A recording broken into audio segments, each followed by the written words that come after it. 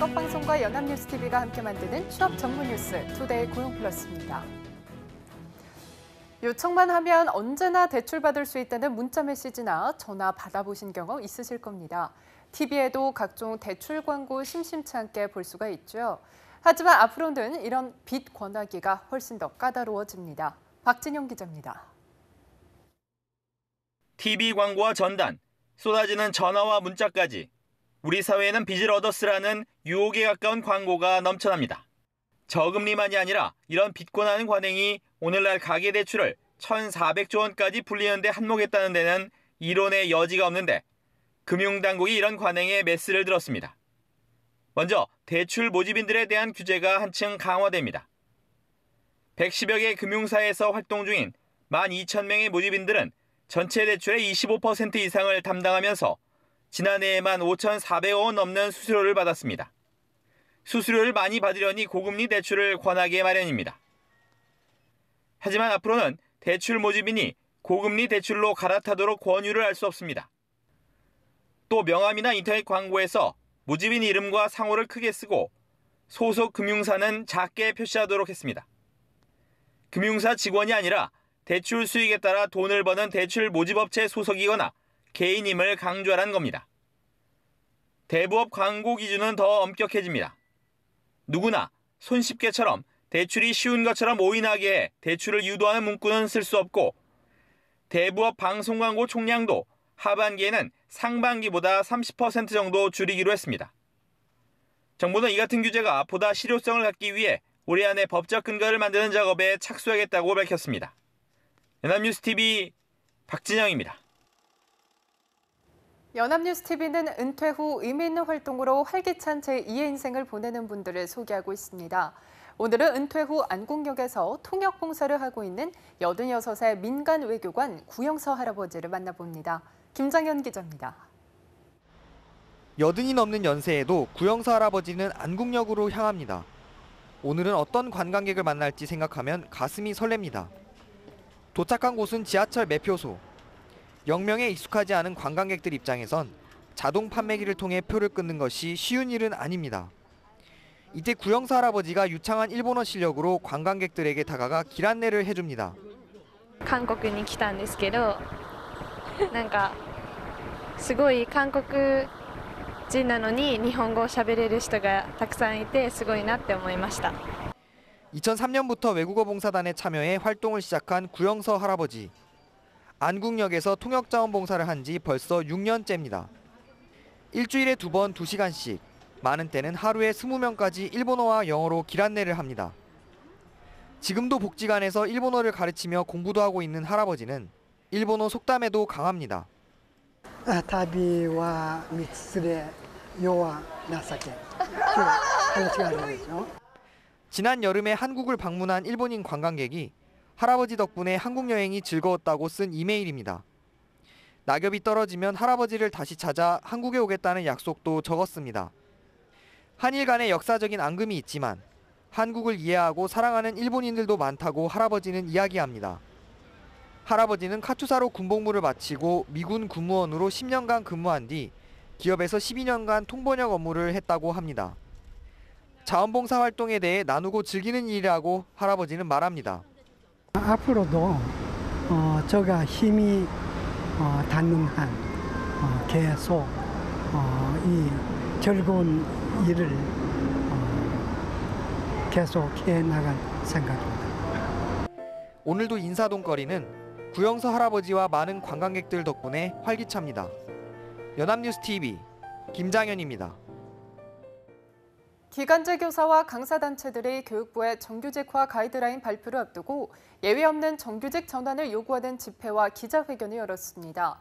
공공운수노조 전국교육공무직본부는 9일 정부 서울청사에서 결의대회를 열고 영어회화 전문 강사를 비롯한 7개 직종 비정규직의 강사의 무기계약직 전환을 촉구했습니다.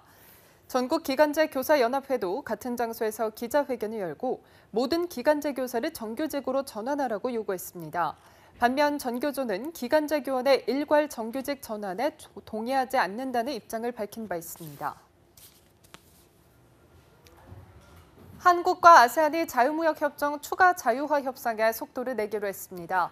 또 영내 포괄적 경제 동반자 협정의 올해 마지막 공식 협상 개최지로 인천 송도를 확정했습니다. 산업통상자원부는 김현종 통상교섭본부장이 참석한 가운데 지난 8일부터 10일까지 필리핀 마닐라에서 열린 한 아세안 경제장관 회의에서 이같이 결정됐다고 전했습니다. 아세안 시장은 중국의 사드 보복 등으로 판로 다변화를 모색하는 우리 수출 기업들에게 새로운 돌파구가 될 것으로 기대를 모으고 있습니다. 글로벌 금융위기 뒤 노동 생산성 둔화, 고령화 등으로 낮아진 임금 상승률이 통화정책 기조 변화를 제약할 수 있다는 분석이 나왔습니다. 한국은행이 내놓은 최근 주요국 임금 상승세 부진 원인 및 평가 보고서를 보면 금융위기 전에 7.3%였던 한국의 평균 임금 상승률은 금융위기 뒤인 2014년에서 2016년 3.4%로 반토막 났습니다. 올해 미국과 유로존, 일본 등 선진국 임금 상승률도 0% 안팎으로 금융위기 직후와 비슷한 수준입니다. 보고서는 이같이 더뎌진 임금 상승이 상환 능력 등을 떨어뜨려 금리 인상을 제약할 수 있다고 지적했습니다. 1인 가구 증가와 프랜차이즈 업체가 크게 늘면서 국내 식품, 외식 산업 규모가 200조 원에 육박하는 것으로 나타났습니다. 농림축산식품부와 한국농수산식품유통공사가 발간한 2017년도 식품산업 주요 통계를 보면 지난 2015년 식품 외식 산업 규모는 약 192조 원이었습니다. 이 중 주점을 포함한 음식점 사업체 수는 66만 개로 우리나라 주민등록 인구를 기준으로 환산하면 국민 78명당 음식점 1개가 존재할 정도로 포화 상태였습니다.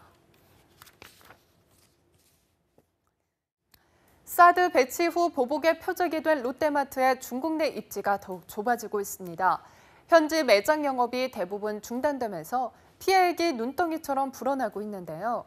롯데마트는 점포와 인력을 줄이는 등 고육책 마련에 나섰습니다. 한지 기자입니다. 사드 보복 장기화로 경영난을 겪고 있는 롯데가 중국 내 부실 점포를 정리하고 인력을 줄이는 구조조정을 추진하고 있습니다. 더 이상 자금을 수혈할 여력이 없는 만큼 손해를 감수하더라도 회생이 불가능한 점포는 정리하겠다는 겁니다. 일각에서 중국 현지 99개 롯데마트 점포 가운데 최대 50여 개를 분할 매각하기로 했다는 말까지 나왔지만 롯데 측은 아직 결정된 바는 없다고 설명했습니다. 롯데그룹은 사업 철수는 없다는 기존 입장을 고수하면서도 피해가 장기화될 것을 고려해 점포 수 감축 등 여러 방안들을 검토 중이라고 밝혔습니다. 롯데마트는 의욕적으로 중국 시장에 진출했지만 롯데마트의 중국 내 112개 점포 중 87곳이 영업정지로 문을 닫았습니다. 그나마 문을 연 나머지 매장도 불매운동으로 인해 매출이 80% 이상 줄었습니다. 심지어 롯데마트의 일부 발전기가 에너지 과다 사용을 이유로 몰수당하고 경매 처분을 받는 제재까지 이어졌습니다. 현재 롯데마트는 사실상 영업이 중단된 상황이지만 언젠가 다시 재개할 때를 대비해 임대료는 물론 직원 임금의 70%를 지급하고 있습니다. 경영난을 타개하기 위해 두 차례에 걸쳐 7천억 원의 긴급 운영자금까지 투입했는데 연말까지 1조 원이 넘는 피해가 불가피할 것으로 보입니다. 사드 추가 배치로 중국의 경제 보복이 장기화하는 가운데 중국 시장을 포기할 수 없는 롯데의 시름이 깊어지고 있습니다. 연합뉴스TV 한지입니다. 정부가 저출산 문제를 해결하기 위해서 지난 10년간 100조 원가량을 투입했지만 경제협력개발기구 OECD 회원국과 비교하면 가족 관련 지출 수준은 최하위인 것으로 나타났습니다. 보건사회연구원이 발간하는 보건복지포럼 최신호와 OECD 통계에 따르면 2013년 한국 정부의 가족 관련 지출은 국내 총생산 GDP의 1.13% 수준으로 OECD 35개국 가운데 32위를 기록했습니다. 가족 관련 지출은 아동수당과 육아휴직급여 등 현금급여와 보육서비스, 가사서비스 등 현물서비스를 합친 것으로 한 나라가 저출산 양육 문제에 얼마나 적극적으로 개입하고 있는지를 보여주는 지표로 활용됩니다. 교육부는 한국사립대학총장협의회가 입학금을 단계적으로 폐지하는 것에 대해서 긍정적인 입장을 표한 것을 환영한다고 밝혔습니다. 교육부는 또 주 10개 대학이 참여하는 사립대 입학금 제도 개선 협의회 등을 통해 오는 15일부터 입학금 인하 폐지 대학에 대한 지원 방안을 논의한다고 덧붙였습니다. 사립대 총장협의회는 전날 대학별로 자율적, 연차적으로 입학금을 인하 조정해 나가는 방향의 인식을 같이 하고 있다며 정부가 입학금 감축 폐지에 상응하는 재정 지원 방안을 마련한다면 전향적으로 검토할 예정이라고 밝혔습니다. 장거리 야간 비행이 포함된 과중한 비행 스케줄에 시달리다 숨진 항공사 사무장에게 업무상 재해를 인정해야 한다는 판결이 나왔습니다. 서울행정법원은 숨진 항공사 사무장 A씨의 유족이 근로복지공단을 상대로 낸 소송에서 원고 승소 판결했습니다. 재판부는 사망 전 3개월 동안 A씨가 평소보다 늘어난 비행 근무를 하는 등 과중한 업무에 따른 과로와 스트레스로 평소 앓던 고혈압이 악화해서 뇌출혈로 사망하게 됐다며 유족의 손을 들어줬습니다. 고용노동부가 주최하는 인적자원개발 컨퍼런스가 지난 7일과 8일 이틀 동안 서울 강남 코엑스에서 성황리에 막을 내렸습니다. 미래가치 창출을 위한 인적자원 개발을 주제로 한 이번 컨퍼런스에는 국내 기업과 대학 관계자와 학생 등 수천 명이 참석했습니다. 주요 내용으로는 4차 산업혁명에 대한 이해와 정부의 직업능력 개발 정책 등이 다뤄졌습니다. 올해로 11번째를 맞는 인적자원개발 컨퍼런스는 아시아에서 가장 큰 규모를 자랑하고 있습니다.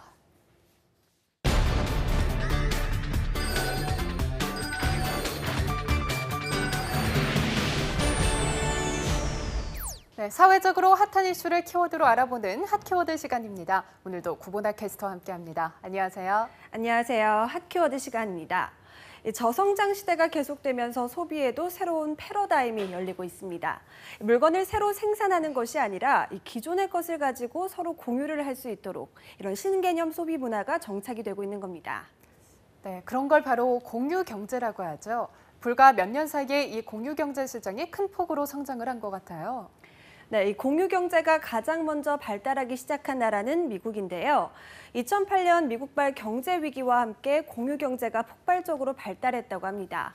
미국 하버드 대학 로렌스 레식 교수에 의해서 정립된 이 개념은 물품을 소유하지 않고도 서로에게 빌려주는 협력적인 소비를 말하는데요.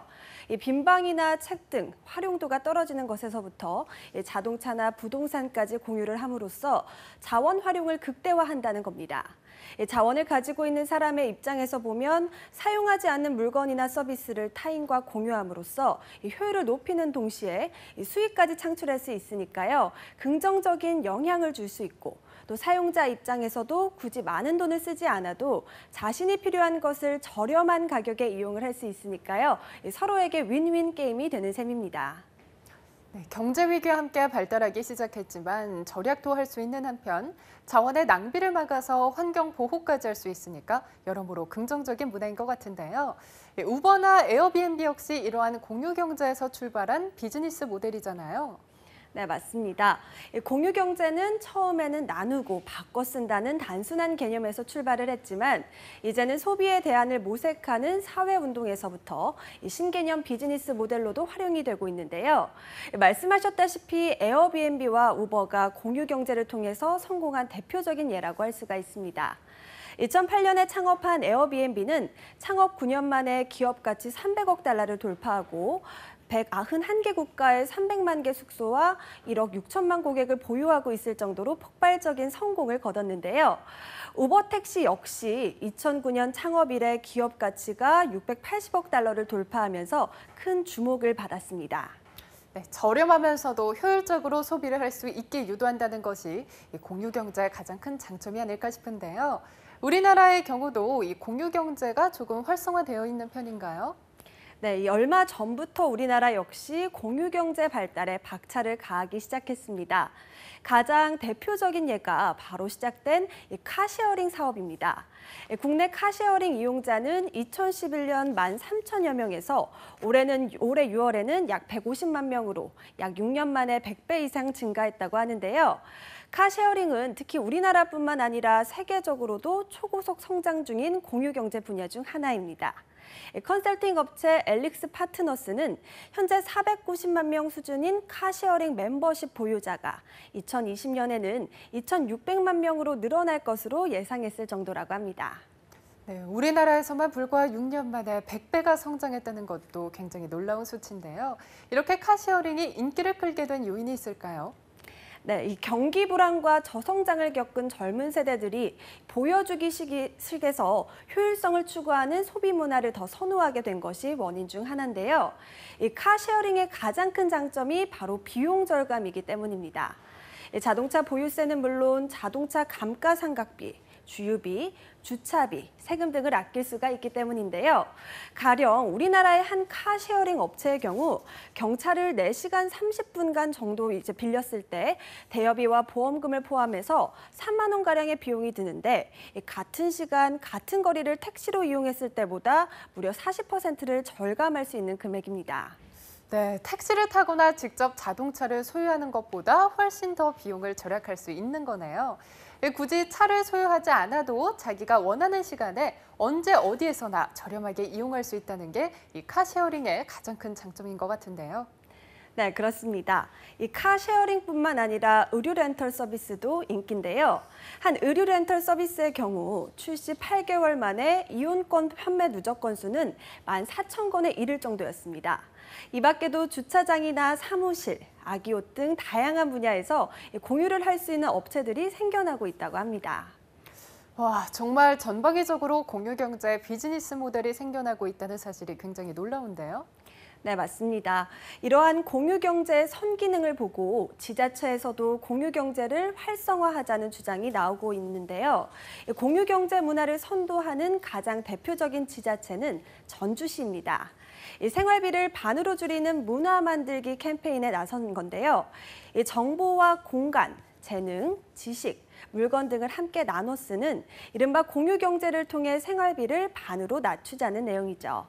이뿐만 아니라 지난 1일에는 공유경제 관련 전문가들이 참석한 가운데 회의를 열고 공유경제 활성화 방안 토론회를 열어서 무료 와이파이 존을 만들어서 통신 생활비를 반값으로 줄이는 방안을 내놓고요.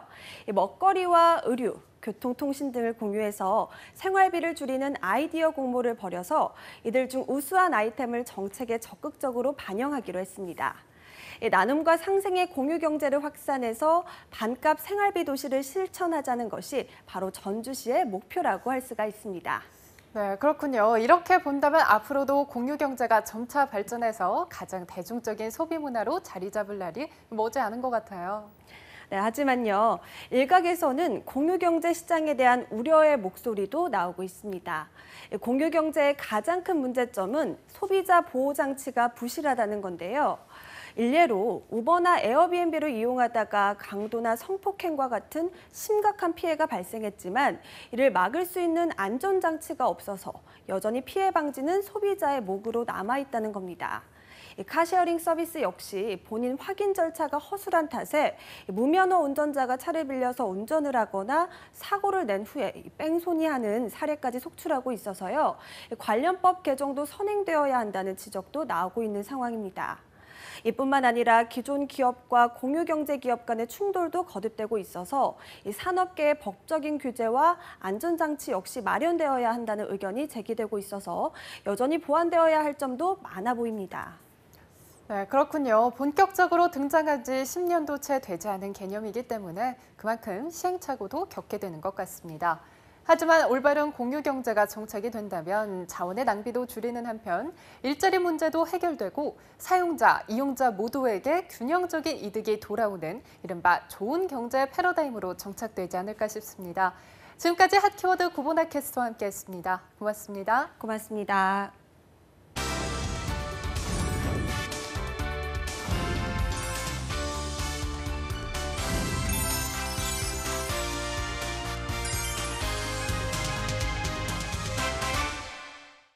투데이 고용플러스 오늘 준비한 소식은 여기까지입니다. 함께해 주신 여러분 고맙습니다.